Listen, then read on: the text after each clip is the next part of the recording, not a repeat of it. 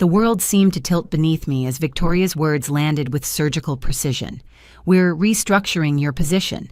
The conference room's temperature seemed to plummet 20 degrees, while the fluorescent lights suddenly burned too bright against my retinas. My fingertips went numb as I watched her straighten, almost imperceptibly, a subtle shift that spoke volumes. She was enjoying this. Beside her, Felicity from HR adjusted her watch band with practiced indifference, both of them waiting for my reaction with barely concealed anticipation. 15 years of my life, my work, my innovation, all being dismissed in a sterile conference room on a Tuesday morning. The leather portfolio I'd brought, filled with next quarter's research projections, now felt absurdly heavy in my lap. "My name is Rachel. I'm 55, and I created the algorithm that transformed an industry. This is the story of how I reclaimed my rightful place after they tried to erase me." "The company is moving in a new direction," Felicity added, sliding a manila folder across the polished table. "Your contributions have been valuable, but we're consolidating the research division." The folder contained what I already knew it would: a severance package designed to be just generous enough to discourage legal action. My fingers didn't tremble as I accepted it without opening it. I'd built systems that processed millions of calculations per second, yet they thought I couldn't calculate the timing of my own dismissal. "I completely understand," I replied, my voice eerily steady. "These decisions are never easy." Relief flickered across their faces. They'd expected tears, perhaps, or angry protests. The emotional outburst of a woman past her prime. What they didn't know was that I had anticipated this moment for precisely 23 days, ever since a misdirected email had appeared in my inbox, revealing their plans with stark corporate language. Transition of legacy personnel. The email had been part of a thread between Edward, Victoria, and the legal department discussing the timeline for my removal and the reclamation of my research division. "We'd like you to clean out your desk by Friday," Victoria continued, the satisfaction in her voice barely concealed. "We'll need your keycard, company laptop, and phone. Your team will be notified this afternoon." My team. 6 brilliant engineers who called me Dr. J behind my back, a nickname born of respect, not mockery. The same team that had helped me develop the distributed processing algorithm that now powered DynamicTech's flagship product, FinanceSphere, accounting software used by 42% of Fortune 500 companies. "Of course," I said, rising with deliberate calm. "Is there anything else?" They exchanged glances, thrown by my composure. Victoria recovered first. "That's all for now. Thank you for making this professional." As I walked back to my office, I passed the executive boardroom where CEO Edward Mitchell was leading the quarterly review. Through the glass wall, I could see him gesturing at a slide titled Q3 Revenue Projections. The same Edward Mitchell who had taken sole credit for my algorithm at last year's technology summit, referring to me only as one of our research team members in his keynote speech. I closed my office door and pulled out my personal phone, sending a text. "It's happening. Friday is my last day." The response appeared almost instantly. "Perfect timing. Contracts are ready. Dinner tonight to finalize details." I permitted myself a small smile as I slipped the phone back into my pocket. Today was Tuesday. On Friday, I would leave DynamicTech for the last time, and Monday would be extraordinary. That evening, I met James Wilson at Sapphire, an upscale restaurant 17 miles from DynamicTech's headquarters. As the CEO of Integral Systems, DynamicTech's largest competitor, James understood the value of discretion. We'd first connected 6 months ago at an industry conference after his insightful questions about my algorithm made it clear he truly understood its significance. Unlike my own CEO, we'd maintained a professional correspondence ever since, discussing theoretical improvements to distributed processing systems.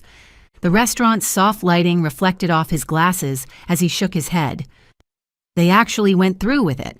I suspected they might, but to dismiss the very architect of their core technology.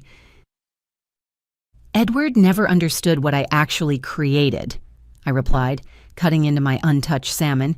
"He saw the implementation, the interface, the marketing potential, but the underlying architecture, that was just tech stuff to him." The irony was delicious. 3 months earlier, I discovered that the patent application for my algorithm had never been filed. An administrative oversight, they'd claimed. They'd planned to push me out before securing the patent, knowing intellectual property developed by employees typically belonged to the company. What Dynamic Tech didn't know was that I'd been working on refinements to the algorithm on my own time, using my personal equipment. Those improvements, which increased processing efficiency by 43%, weren't covered by my employment agreement. After discovering the misdirected email about my planned dismissal, I had meticulously documented my work process. Time-stamped videos of coding sessions and digital notarization of my development logs, all done evenings and weekends on my home equipment. I had quietly filed for a patent under my own name, fully documented with timestamps proving the work was completed outside company time. "All the paperwork is finalized," James said, sliding a leather portfolio across the table. "As soon as you sign, Integral Systems officially acquires exclusive licensing rights to your patent. The press release goes out Monday announcing you as our new Chief Innovation Officer." I reviewed the documents carefully. A 7-figure signing bonus, equity in Integral Systems, and royalties from all products using my algorithm. James and I had been laying this groundwork since I'd contacted him about the patent situation 3 weeks ago, after finding that damning email. "What do you think Edward's face will look like when he realizes what's happened?" James asked, a hint of mischief in his eyes. I looked up from the contract. "I'm more concerned about my team," I admitted. "They don't deserve to be caught in the fallout." James nodded. "We have positions for all 6 of them, senior roles with significant raises." I signed the final page. In one move, I had secured my future, protected my team, and reclaimed ownership of my work. Thursday and Friday passed in a blur of exit interviews and carefully worded goodbyes. I maintained my professional facade throughout, even as rumors spread. I documented everything meticulously, every project, every password, every process, evidence that I had acted in good faith while the company had not. During my final exit interview, Felicity went through the standard checklist with mechanical efficiency. "You understand that any intellectual property developed during your employment remains the property of Dynamic Tech," she stated, not looking up from her tablet. "Of course," I replied evenly. "Anything developed within the scope of my employment using company resources during company time." I emphasized each qualifier deliberately, but Felicity was too busy checking boxes to notice the precise language I was using. As I packed my desk, Victoria stopped by, leaning against the doorframe with artificial casualness. "You know, these restructuring decisions are never personal," she said, watching me place my awards into a cardboard box.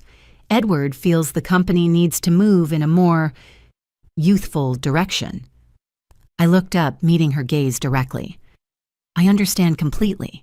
Business is business." Something in my tone made her pause, but she quickly dismissed whatever doubt had flickered across her mind. What could a soon-to-be unemployed 55-year-old woman possibly do? "Will you be taking time off?" she asked with synthetic concern. "Actually, I already have something lined up," I replied, closing the box. "I start Monday." Surprise flashed across her features. "That's fast. Anything interesting?" I smiled. "Very, a leadership position." As I walked out of Dynamic Tech's headquarters for the final time, I looked back at the building where I'd spent 15 years of my life. Little did they know that in less than 72 hours, they would be hosting an emergency crisis meeting. Monday morning, I arrived at Integral Systems headquarters at precisely 7:30 a.m., stepping into my new role as Chief Innovation Officer.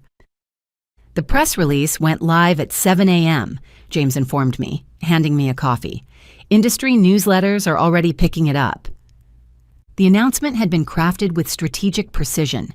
Integral Systems acquires exclusive rights to revolutionary processing algorithm, welcomes creator Dr. Rachel Kincaid as Chief Innovation Officer.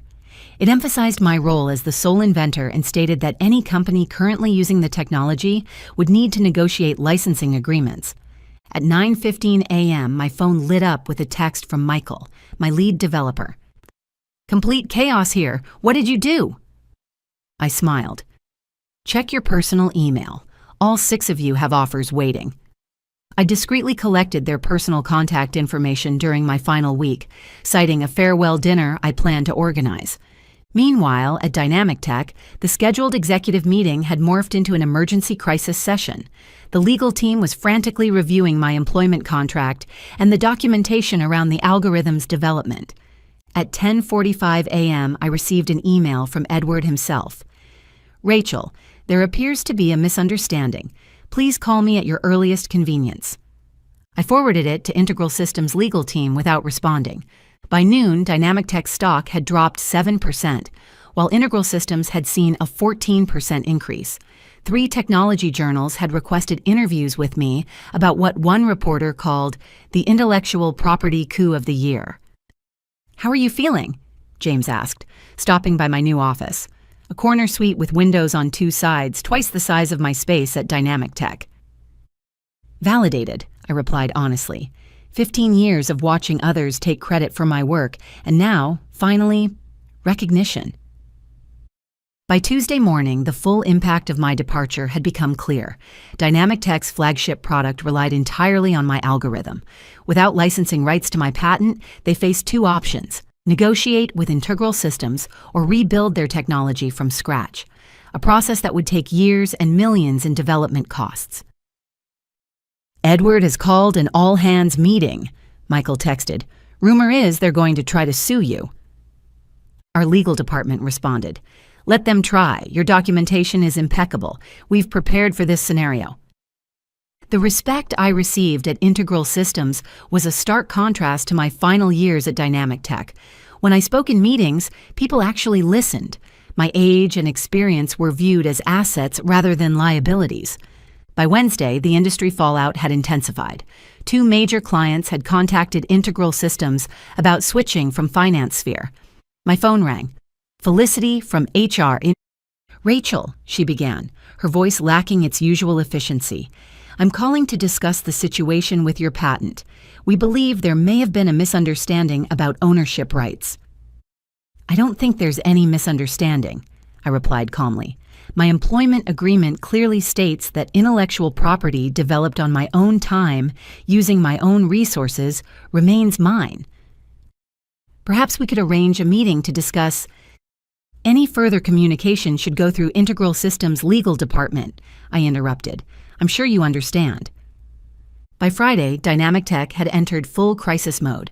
Their stock had fallen 23%, triggering concerned calls from major investors.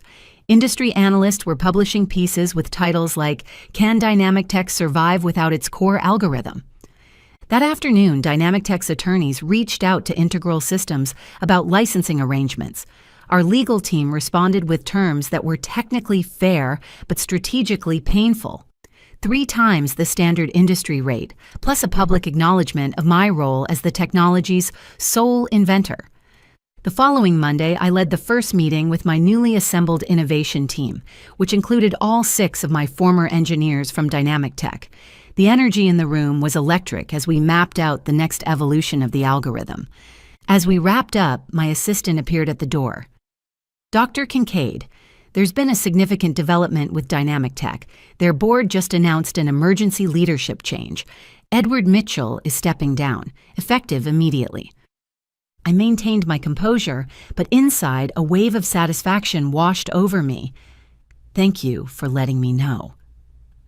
Within hours, industry publications were reporting that Dynamic Tech's board had lost confidence in Edward's leadership following the patent oversight.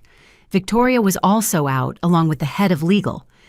That evening, I received an email from Henry Sullivan, Dynamic Tech's newly appointed interim CEO. "Dr. Kincaid, I'd like to discuss a fair licensing arrangement for your patented technology.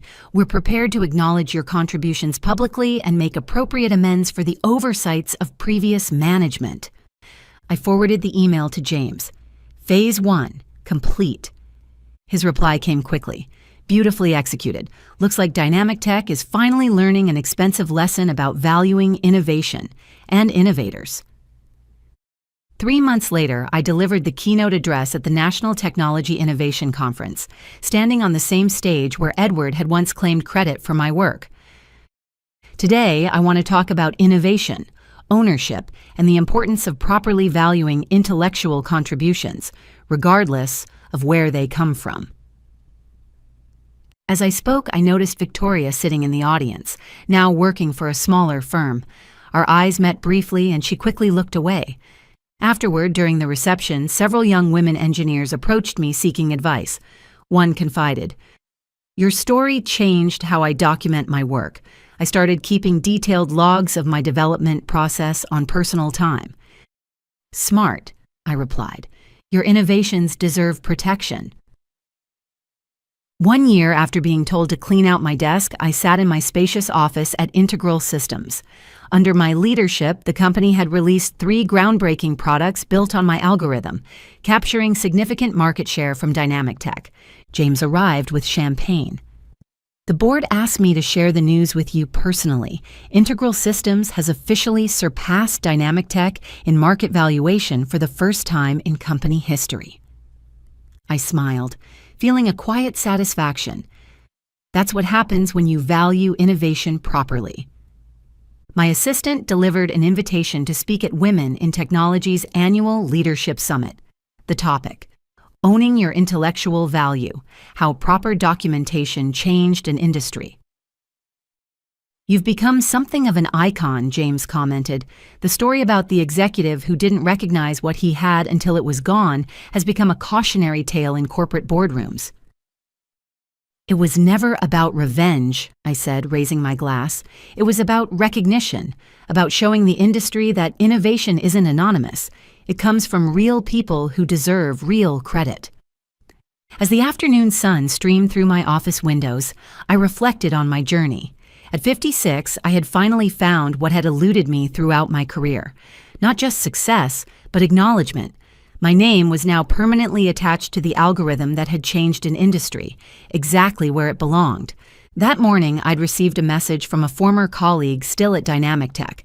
The company was struggling to rebuild, having lost not only their core technology, but also their reputation. Edward had been unable to secure another executive position in the industry. If you've ever been dismissed, diminished, or had your contributions overlooked, remember this: documentation is power. Your work has value, your innovations matter, and sometimes the most satisfying response to being underestimated is proving exactly what they lost when they decided you were disposable. Keep records, trust your instincts, and remember that recognition delayed is not recognition denied. It's just the setup for a more satisfying conclusion. My vision tunneled to a single line of code on the screen, a signature I'd embedded in Sentinel Shield's core architecture, only it wasn't my signature anymore.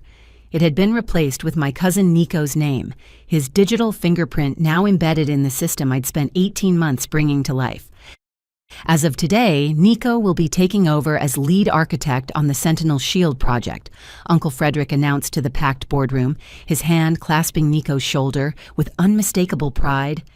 His innovations have impressed our investors, and the board agrees he's the right person to take this from prototype to market. The subtle smirk on Nico's face as he glanced in my direction sent a cold wave through my body. My hands gripped the conference table edge so tightly my knuckles turned white, yet I somehow maintained my expression. 3 generations of the Harlow family tech dynasty watched from around the table, none of them seeming to notice or care about the theft happening in plain sight. My name is Olivia. I'm 34 and an AI security architect. This is the story of how I reclaimed my family's integrity along with my own creation. The Harlow Technology Group had been our family's legacy for nearly 6 decades. My grandfather Julian had founded it, my father Thomas had expanded it, and my uncle Frederick now ran it with an iron grip that disguised itself as tradition. I'd grown up hearing stories about how blood was thicker than water, how family businesses required sacrifice for the greater good. What no one mentioned was whose sacrifice would be required. I'd returned to the family business 3 years ago after spending a decade building my reputation at IBM and Google. Uncle Frederick had practically begged me to come back, insisting my expertise in AI security was exactly what Harlow needed to stay competitive. "We need a Harlow leading this innovation," he'd said during our dinner at the Mayfair restaurant, where all important family business happened. not some outsider. The subtext was clear. My father's division had been struggling since his passing, and Frederick needed someone with genuine expertise to save face with the board. What he didn't mention was that his definition of Harlow didn't include me, at least not beyond using my expertise. For 18 months, I'd worked on Sentinel Shield, an AI security system capable of predicting and neutralizing attacks before they materialized. Unlike anything currently on the market, it could identify attack patterns in their embryonic stages. It analyzed countless data points to generate adaptive defenses in real time. I'd named it after the vigilant guardians in ancient mythology, protectors who saw threats before they arrived. The irony wasn't lost on me now. 6 months ago, I'd noticed irregularities in the development server access logs, late-night logins, duplicated files, subtle changes to documentation, all traced back to one of two IDs, my Uncle Frederick's executive account or my cousin Nico's development credentials. I'd installed additional monitoring tools, saying nothing but watching everything. I'd also taken the precaution of creating a private backup server that mirrored all system activities, accessible only through my personal authentication protocols, a standard security practice I'd learned at Google. Now, sitting in this boardroom, I understood exactly what they'd been doing. Olivia has been instrumental in getting the project to this point, Uncle Frederick continued, his voice carrying that particular tone he used when publicly acknowledging someone he was privately undermining. We're grateful for her contribution, as if I hadn't conceived, designed, and built the entire system. As we prepare for next week's investor showcase, Nico will lead the demonstration of Sentinel Shield's capabilities, Frederick continued. The board has approved a generous recognition bonus for Olivia's work, $200,000. $200,000 for a system worth billions, for 18 months of 80-hour weeks, for the innovation that would cement Harlow's place at the forefront of cybersecurity for the next decade. I'd heard rumors of Uncle Frederick's tactics before, how my cousin Elise had been pushed out of her biotech division, how my father had mysteriously lost board support before his sudden heart attack, but experiencing it firsthand awakened something in me I hadn't known existed. If there are no questions, we'll adjourn and let Nico get to work on finalizing the investor presentation, Frederick said, already gathering his papers. I cleared my throat. Actually, I have a question. The room fell silent. The Harlows didn't question things in board meetings. What exactly is Nico demonstrating at the investor showcase? I asked, my voice steadier than I expected. Uncle Frederick's smile tightened. Sentinel Shield, of course. I nodded slowly. Interesting. And which version will he be demonstrating? The one I designed or the one with his signature that appeared in the codebase overnight? Nico's smug expression faltered. My cousin Rebecca, the family's legal counsel, straightened in her chair. I'm not sure what you're implying, Frederick said coldly. I'm not implying anything, I replied, standing up. I'm stating that Sentinel Shield has been altered to remove my credentials and insert Nico's. I'm stating that my creation has been stolen. That's a serious accusation, Rebecca interjected, lawyer mode activated. It's not an accusation, I replied, gathering my laptop. It's a fact documented by the system itself. Sentinel Shield is designed to identify and record unauthorized modifications, even ones made by people who think they control it.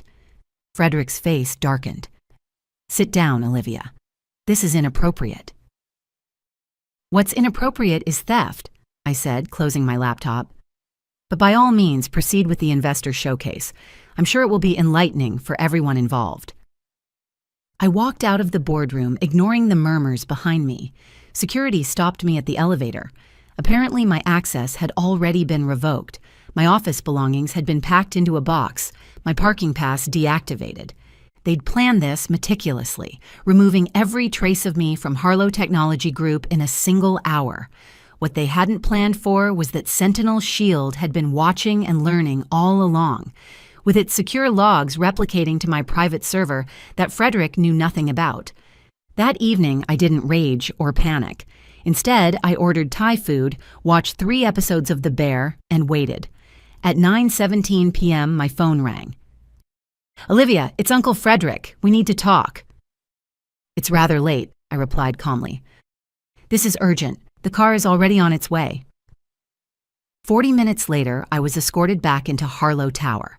The security guard who had watched me leave with my cardboard box now avoided eye contact. In the main development lab, I found Uncle Frederick and Nico hunched over a workstation, faces illuminated by error messages flooding the screen. Fix it, Frederick demanded the moment I entered. I set my bag down and took my time settling into a chair. Fix what, exactly? Don't play games, Nico snapped, gesturing at the screen. The system is malfunctioning. It's generating thousands of security alerts about internal threats. That sounds concerning, I said, feigning innocence. Have you tried turning it off and on again? Frederick's face flushed. This isn't funny, Olivia. The showcase is in 3 days. We have investors flying in from 4 continents. Your showcase? I corrected. Your system now, isn't it? Frederick inhaled deeply, his voice shifting to that smooth, persuasive tone he used to close deals. Perhaps we were hasty today. I'm prepared to discuss a more equitable arrangement, co-lead status, a more substantial compensation package, even an executive position. What exactly is happening with the system? I asked, ignoring his offer. Nico hesitated, looking to Frederick, who nodded reluctantly. It's flagging Harlow's own network components as security threats, Nico explained. It's generated hundreds of reports documenting what it's calling ethical breaches. It's completely unusable. I couldn't help but smile. Sentinel Shield is designed to identify threats, all threats. Frederick's expression darkened. What did you do? I didn't sabotage anything, I said simply. Sentinel Shield is working exactly as designed. During development, I trained it using case studies of cyber attacks, including scenarios where threats originated inside organizations. Understanding dawned in Frederick's eyes. You taught it to spy on us? I taught it to recognize threats wherever they originate, I corrected. Apparently, it identified unauthorized access to its own architecture as a significant security risk. Nico paled. You can't prove anything. I don't need to, I replied. Sentinel Shield has been documenting everything for months. Every unauthorized access, every duplicated file, every modified document. It's all compiled in those reports, complete with timestamps, access logs, and recorded keystrokes. And before you ask, yes, I have secure access to all those logs through encrypted channels that you won't find on company servers. The silence that followed was profound. What do you want? Frederick finally asked, anger giving way to calculation. I folded my hands on the table. Full recognition as Sentinel Shield's creator and primary architect, 50% ownership of all related patents and intellectual property, a permanent board seat to oversee its ethical implementation, and $10 million in compensation for your attempt to erase me from my own creation. That's extortion, Frederick hissed. No, I corrected calmly. That's negotiation. Extortion would be me sending those reports directly to the investors, the tech media, and every Harlow family member who wasn't in that boardroom today. Frederick and Nico exchanged glances. For a moment, I thought they might argue, but then Frederick's shoulders slumped in defeat. The system, he said, voice tight. Can you fix it before the showcase? Sentinel Shield doesn't need fixing, I explained. It just needs proper authorization protocols. Right now, it's flagging commands because its creator, me, was removed from the authentication chain. I reached into my bag, pulled out a small flash drive, and set it on the table. This contains an authentication update that will resolve the immediate issues. Consider it a good faith gesture toward our new arrangement. The contracts can be drawn up tomorrow. Frederick stared at the drive, then at me. And if I refuse? Then Sentinel Shield remains broken, I said simply. Your investor showcase fails, and those internal ethical breach reports find their way into some very interested hands, including those of Grandpa Julian, who still holds enough voting shares to remove you as CEO. He reached for the flash drive. You planned this all along. I smiled. Number I hoped it wouldn't be necessary, but after finding unauthorized access to my secure server months ago, I built in protections. For the system and for myself, I came prepared tonight because the system alerted me to increasingly frantic login attempts after hours. How did you know we'd try to cut you out? Nico asked, bewildered. I stood, picking up my bag. I didn't know for certain, but Sentinel Shield is designed to recognize patterns and predict threats before they materialize. I guess some of that rubbed off on its creator. 3 days later, I arrived at the investor showcase as the newly appointed Chief Innovation Officer of Harlow Technology Group. Uncle Frederick introduced me with a tight smile that never reached his eyes. We're especially proud to have Olivia leading this initiative, he told the packed room of investors. Sentinel Shield represents the culmination of her visionary work in AI security. The demonstration proceeded flawlessly. Sentinel Shield neutralized every simulated attack with elegant precision. As I fielded technical questions, my phone buzzed with a notification from my secure private server. Sentinel Shield authentication restored, threat neutralized, system integrity secured, creator protections active. The AI was learning faster than I'd anticipated, recognizing threats, neutralizing them, and safeguarding its future, just as designed. 6 months later, Sentinel Shield prevented a major cyber attack on the European banking network. The incident, which could have resulted in billions in damages, established our system as the gold standard in cybersecurity. At the emergency board meeting following the incident, Grandpa Julian made a rare appearance. This family has always survived by adapting, he said, his gaze moving from Frederick to me. Sentinel Shield represents the future of Harlow, and its creator represents the future of this family's leadership. Uncle Frederick and I maintained a professional relationship. He focused on business development, where his skills were valuable. I led technical innovation, where my expertise was irreplaceable. We weren't friends and never would be, but we'd reached an equilibrium that worked. Sometimes I wondered if I could have handled things differently, taken legal action, fought it out in court, or simply walked away to build something new elsewhere. But family businesses have complexities that transcend typical corporate politics. In the end, I had built something too powerful to be stolen, and I had ensured that no one, not even family, would control it without me. Last week, as we celebrated Sentinel Shield's successful public offering, valuing the company at $3.7 billion, my younger cousin Mia approached me at the event. "What's the secret to building something revolutionary?" she asked, eyes filled with ambition. I smiled. It's not about the code.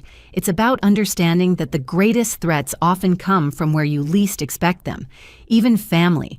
The real challenge isn't just creating technology. It's ensuring it can adapt, evolve, and defend itself without compromising its core integrity. Mia nodded thoughtfully. I glanced at my phone where a quiet notification from Sentinel Shield appeared. System integrity secured.